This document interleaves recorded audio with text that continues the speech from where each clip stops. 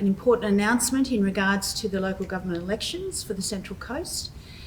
Those elections will be conducted on the 14th of September 2024.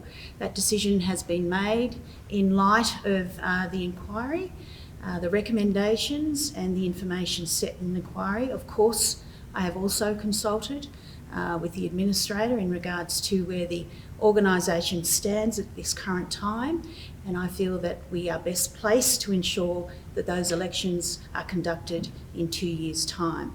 In considering that information, of course, the cost of running an election was high on my priority, and the impact that that would have on council finances, and of course the community. The community obviously needs certainty around their local government council, and it's important that we ensure that we have a council that's fit for purpose. So when a council has been elected and is going to take over the organisation and the running of the organisation, that we have a council that can deliver. And it's important that that certainty is there, that the services are embedded, that the organisation is on the correct path going forward. I know this may be disappointing for some people, but it's important that we make sure that we're not going back to the same situation we were in the past, because at the end of the day, it's the ratepayers that have significantly been costed in this whole environment, and they're the ones that have been paying for the mistakes of the previous council. What's important now is that we solidify where we are, that we're delivering back a council that is fit for purpose and can provide to the citizens and ratepayers of the Central Coast. Well, it's a pleasure to have the Minister for Local Government here on the Central Coast. It goes to show how important this announcement is today. What we have seen in the past was a mismanaged council, which was highlighted by the report done by Rosalind McCulloch, and I welcome the Minister's announcement today for the 14th of September 2024 being the date in which the Central Coast community will have its opportunity to elect a new council. But as the Minister articulated, what this does is very clearly sets out the framework that Central Coast Council could be in the best possible financial and economic situation moving forward into the future. I said what we can't afford would be to go back to the dark old days of what we have seen. Let's be really clear. There'll be questions about why it's being set. Well, what this is doing is to have a local government election, you're looking at more than $1.5 to $2 million, which would have been a burden to the ratepayer of the Central Coast, which is being avoided by having it brought into line with every other local government election right across New South Wales. And I want to thank the Minister for making this decision, because it fits in with every other council in the state and also doesn't put that added burden on the ratepayer here on the Central Coast to have an election and then hold another one 18 months later. So again, I want to thank the Minister for the time that she spent with me, listening to the voices of the people of the Central Coast and how unhappy they have been with their former elected body, but also how they want to move forward into the future, because the Central Coast is going from strength to strength, and it's been a lot of tough decision making by Administrator Hart and also the team here at Central Coast Council. But again, they've had the full backing of the New South Wales State Government and the Minister for Local Government. Well, thank you, and I have to say that the announcement is very welcome. Having a firm date allows us to now plan as to our progress going forward. So while the financial crisis is in a sense technically over, in other words, we do have cash now, we don't have a cash flow issue anymore, we do have a lot of work still to do inside the organisation to make sure the services that we provide to the community are delivered in a more effective and more productive manner. So there's a lot of work to do there. There's a lot of work still to do in harmonising some of the processes we use between the old North and South that existed and did exist in this organisation. So by the time we get some of that sorted out, it is going to take time.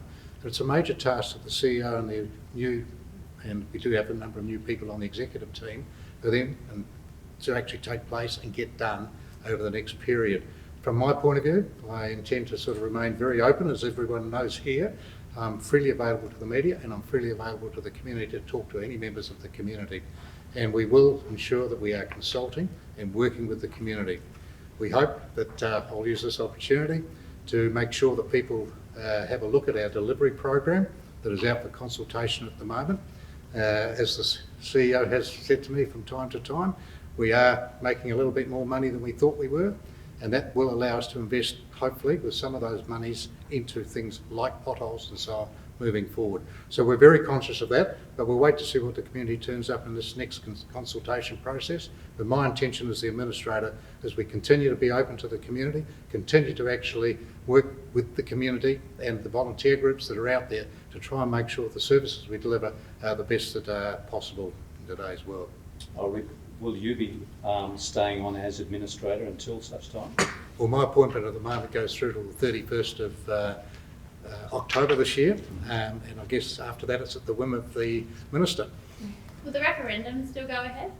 I intend the referendum at this point in time will go ahead at that time frame, yes. Is that to say on the same day On as the the same, election? that will be on the same time as the election, which means it's highly cost effective. As Adam mentioned, the cost of running an election is circa around $2 million.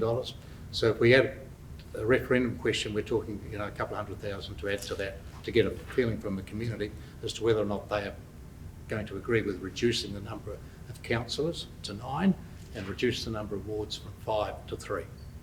The community has been crying out for democracy to come back to council. What's your response to them when they hear that it's going to be, another couple of years yet for council in administration, when they want councillors to be able to talk to councillors and have their voices heard through a range of different representations here on the coast? Look, what's important from my point of view is to make sure that we have embedded the organisation that can deliver for the community. I don't think it's democracy to be going back into a situation where we had in the last little period, and it's important that we are making sure that what we're handing back to council in 2 years' time is fit for purpose and is delivering for the community. That's what's important. Can I say in regards to democracy, you have 5 local members in this Central Coast area. There is plenty of opportunity to have your voices heard. You have an administrator that is consulting with the community at all times and has an open door policy. So when it comes to democracy, there's plenty of opportunity for consultation, and I know that Adam and the other local members are very, very forthcoming in ensuring that voices are heard within the Central Coast. How come you've gone with, obviously, you've earmarked the election for 2 years down the track, rather than have it this year and extend the term, rather than, have it as a 5-year term to save the election costs? How come you've gone with this option over? So we're aligning the council elections to the same time as other councils will have their elections. We think that's the best opportunity to be able to make sure that the organisation is embedded in that period and that we're fit for purpose to deliver for the community. Now, to be able to extend that period, that is something that has to go through legislation to be able to do that. This is the most cost-efficient way to run the next election. Will you be banning the councillors in the last dysfunctional council from standing for elections? So clearly I can't do that under the current framework. I must say though, there is currently work being done in regard to the misconduct review.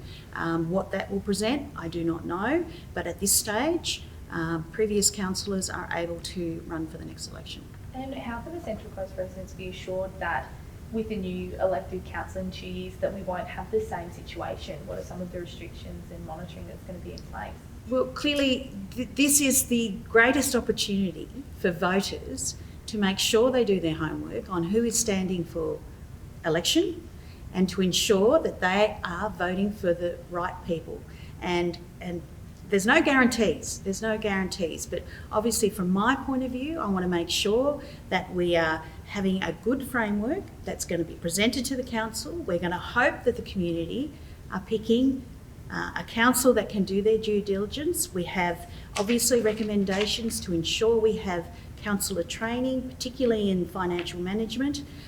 That's a part of the recommendations, and it's certainly a piece of work that I'm doing with the Office of Local Government to ensure that we're monitoring how councils are performing and that we don't get ourselves into the position that we've seen in the past.